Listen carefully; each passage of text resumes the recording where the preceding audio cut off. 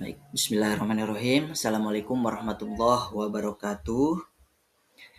Izin memperkenalkan diri, nama Muhammad Irfan Apriansa dengan NPM 425231031, jurusan Pendidikan Biologi semester 6. Nah, pada materi kita kali ini saya akan menjelaskan tentang materi yaitu prinsip penyusunan instrumen penilaian ranah afektif dan psikomotorik. Disusun oleh saya sendiri, Muhammad Irfan Apriansah. Nah, topik ini tentunya penting dalam evaluasi pembelajaran. Karena penilaian tidak hanya berfokus pada aspek kognitif, tetapi juga mencakup sikap, keterampilan yang dimiliki peserta didik. Melalui pemahaman ini tentu diharapkan kita mampu merancang instrumen penilaian yang lebih komprehensif dan bermakna. Nah, pada materi kali ini saya akan menjelaskan melalui PPT yang sudah saya buat. Nah, di slide yang pertama ini yaitu ada konsep dasar penilaian. Apa sih itu konsep dasar penilaian? Nah, konsep dasar penilaian merupakan proses sistematis dalam mengumpulkan, menganalisis, dan menginterpretasi data. Mengetahui sejauh mana tujuan pembelajaran telah tercapai. Nah, itu bagian daripada konsep dasar dalam sebuah penilaian.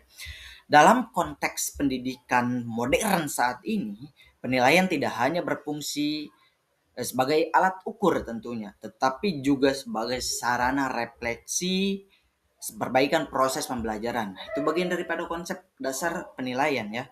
Oleh karena itu tentu penilaian harus berorientasi pada capaian pembelajaran atau learning outcomes serta mampu memberikan umpan balik yang konstruktif bagi peserta didik dan pendidik. Nah, bagian daripada itu konsep dasar penilaian terbagi menjadi beberapa poin penting, yaitu tadi mencakup aktif ranah kognitif, afektif dan psikomotorik. Yang kedua, berorientasi pada capaian pembelajaran atau learning outcome. Yang selanjutnya menjadi dasar pengambilan keputusan instruksional dan terakhir menekankan asesmen autentik dalam konteks yang nyata. Seperti itu. Nah, yang selanjutnya itu kita akan membahas tentang karakteristik ranah afektif. Nah, ranah afektif berkaitan dengan sikap, nilai, karakter dan dimiliki oleh peserta didik. Berdasarkan taksonomi, ranah ini memiliki beberapa tingkatan, yaitu mulai dari menerima, merespon, menilai, mengorganisasi nilai hingga karakterisasi.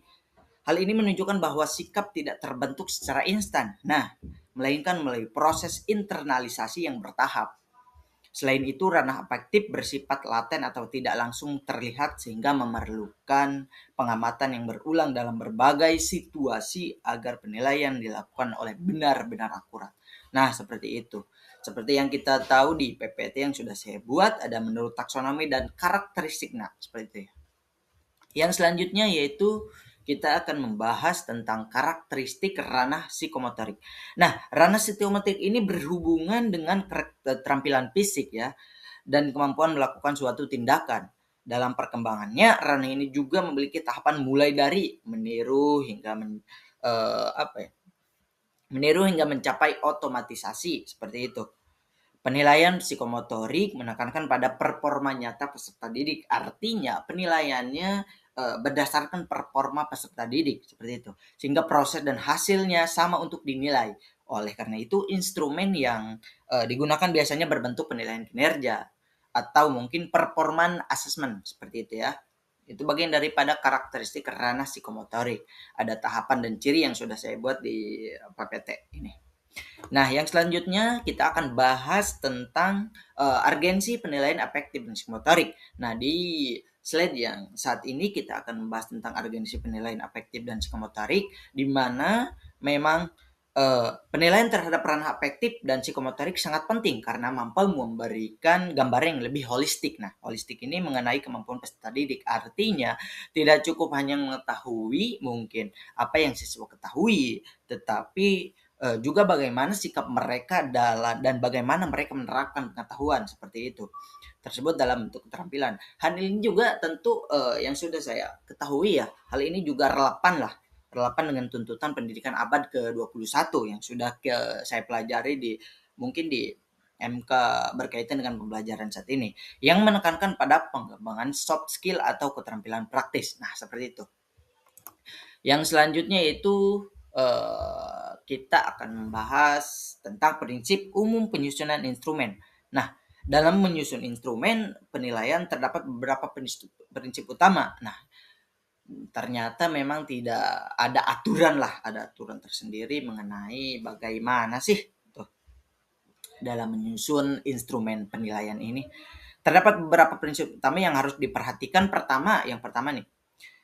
Yang pertama adalah validitas, yaitu sejauh mana instrumen mampu mengukur apa yang seharusnya diukur. Yang kedua ada reliabilitas, yaitu konsistensi hasil penilaian.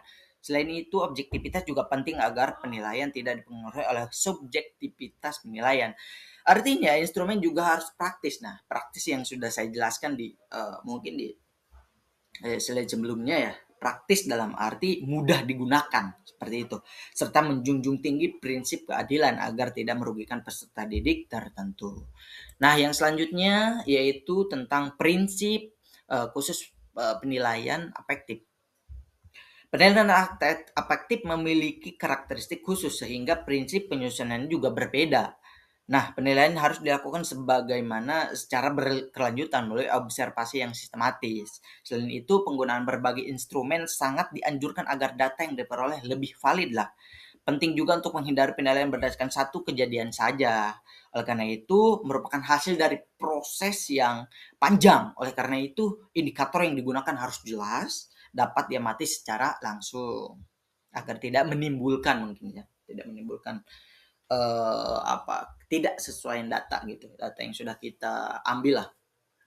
Nah, di slide yang selanjutnya kita akan bahas tentang teknik instrumen afektif. Nah, teknik instrumen terdapat berbagai teknik yang dapat digunakan dalam menilai ranah afektif ini, seperti observasi langsung, jurnal, reflektif, penilaian diri, dan penilaian antar teman.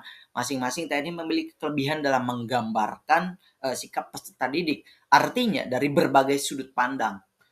Instrumen yang digunakan pun beragam, mulai dari lembar observasi hingga skala sikap seperti skala Likert. Dengan kombinasi teknik dan instrumen tersebut, mungkin penilaian menjadi lebih komprehensif, gitu ya. Dan slide yang selanjutnya yaitu kita akan bahas tentang prinsip khusus penilaian psikomotorik. Nah, di mana dalam menyusun instrumen penilaian psikomotorik perlu ditentukan kriteria yang jelas dan terukur. Jadi tidak hanya ditentukan juga kriteria yang jelas dan terukur ya.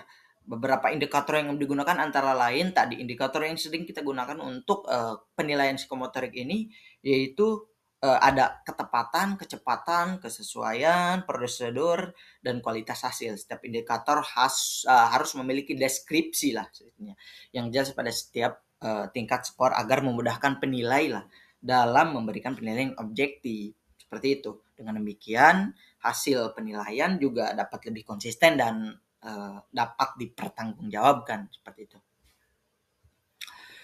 Yang selanjutnya yaitu tentang kriteria atau tadi sudah kita jelaskan mungkin ya. Nah, di bagian ini ada yang terakhir kesimpulan.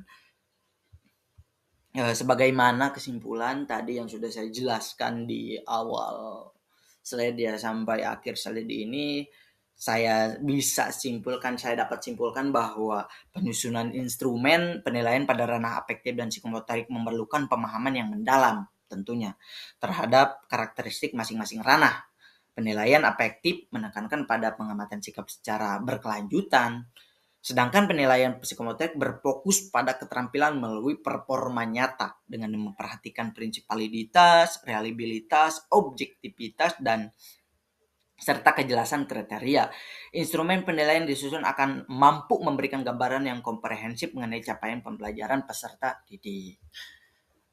Baik, mungkin itu saja yang bisa saya jelaskan dan paparkan. Kurang dan lebihnya mohon maaf. Bila topik ila sanitorik. Wassalamualaikum warahmatullahi wabarakatuh.